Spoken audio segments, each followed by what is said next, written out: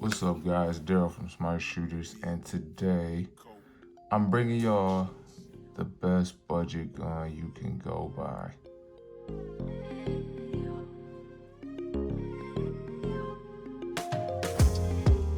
Can't already tell by the box, PSA. This is a Palmetto State Armory firearm, and it's none other than the one and only Psa Dagger. The Psa Dagger is a super dope 9mm from Palmetto State Armory. That is a Gen 3 Glock clone.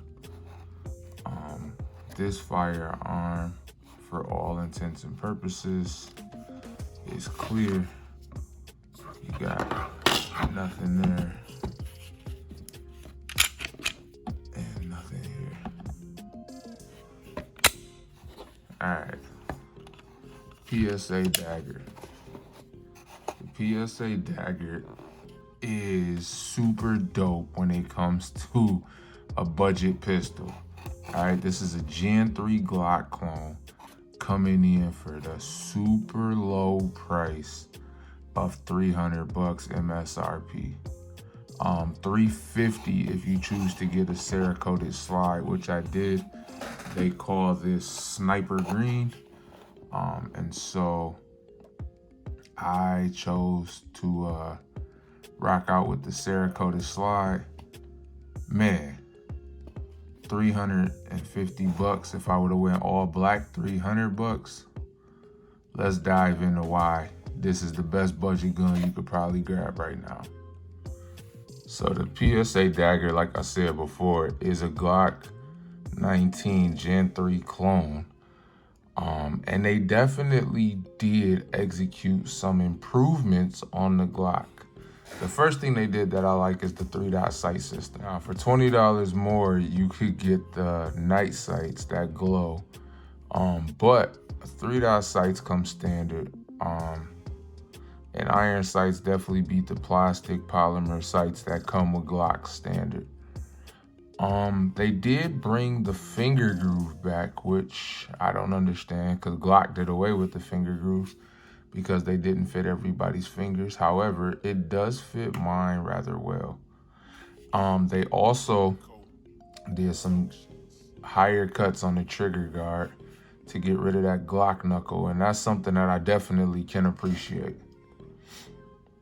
This firearm right here, I gotta tell y'all, man, I keep looking at it going, I can't believe it was $350. Like, I can't believe that that's all MSRP is. MSRP is $349.99 on a firearm like this. It's definitely got some strong texture, some good texture for you to grip. The slide is beautiful. Y'all know me, if I keep this, I can't keep it custom. I'm definitely gonna have to get some laser engraving in here. I'm gonna have my good folks at Armory Valentine hook me up and make sure I do something to make this original in my own. But I've already checked. It definitely takes all Glock parts. I've already swapped the slide on the frame just to put my Smart Shooter slide on there. I got a Smart Shooters Gen 3 slide.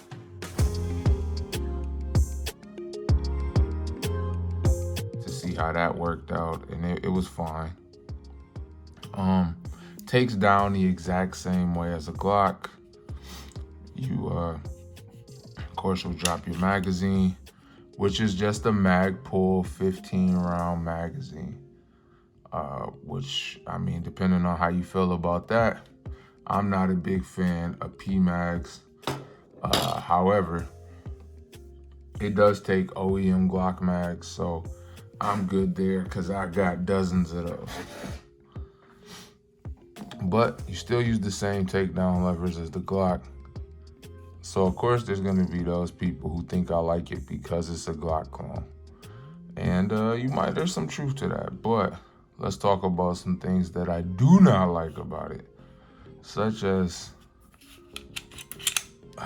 what in the Smith & Wesson is this trigger? this M&P, first of all, did you see how much take up is there? All of that take up. There's my wall. I thought, bang. Then, as far as reset goes, it's definitely not a nice reset either. And that's something I feel like they dropped the ball on. With all of the aftermarket triggers that you could get for a Glock Gen 3, a Gen 3 Glock 19 might be the most modular Glock there is. Why wouldn't it come with a better trigger? But I'm sure the logic and rationale is for $300, you can't really complain. The other thing that I don't necessarily care for is the mag release. The mag release is like a weird, awkward button that you still gotta try to push in a very awkward way. I'm definitely not feeling this. It doesn't get in the way as far as shooting or establishing my grip or anything like that, but pushing it is just not the most convenient thing. Not a fan. The only thing that really, really disappoints me about this gun is this M&P 1.0 trigger that we got here. That's so much take up. I just don't even understand what they were thinking. But going back to the positives, because again, you can swap that out. It takes all Glock parts and aftermarket Glock parts, so you can swap that out, no big deal. The texturing is nice. I can't lie, I tried to carry in it today.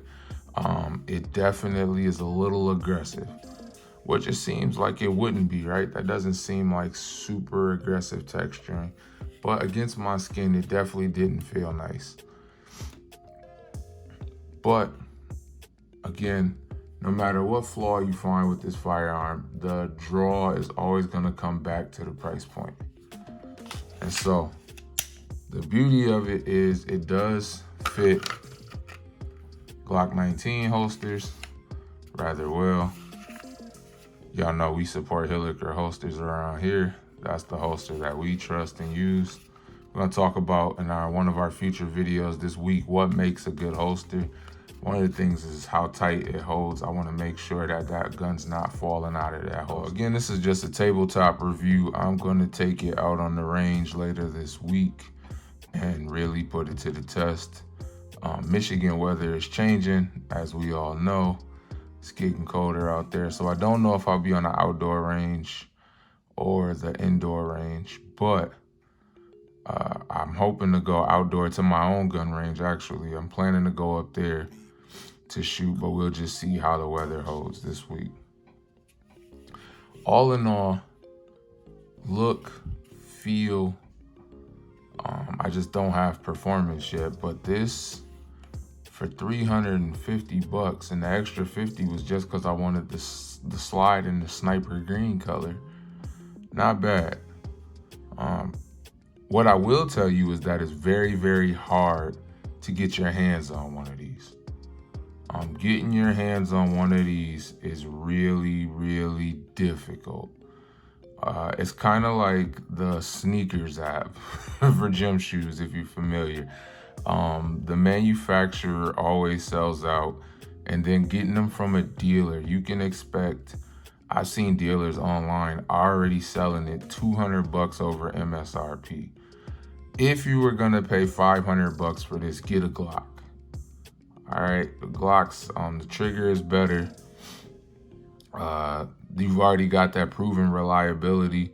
Now, other YouTubers have done 1,000-round reviews on these and have said they've made it 1,000 rounds with no malfunctions. I definitely plan to give it at least 500 rounds when we go out to the range and see if I get similar results. But it's hard to knock it. Every time I go to say something to knock it, think about the fact that it's $300. But get ready for the range review later this week. Make sure y'all like, comment, and subscribe. Let me know in the comments what are your first initial thoughts of the Psa Dagger. Again, right now, I'm really in an I don't know state. The pluses is it's super modular because it's Glock Gen 3. My hesitation is really, like I said, this janky Smith & Wesson style, what the F trigger. I don't know how that's gonna feel shooting, but if you subscribe and hit that little bell, make sure you get notifications. You won't miss out on me taking this out to the gun range and testing it. Till then, love y'all. See you next video. Peace.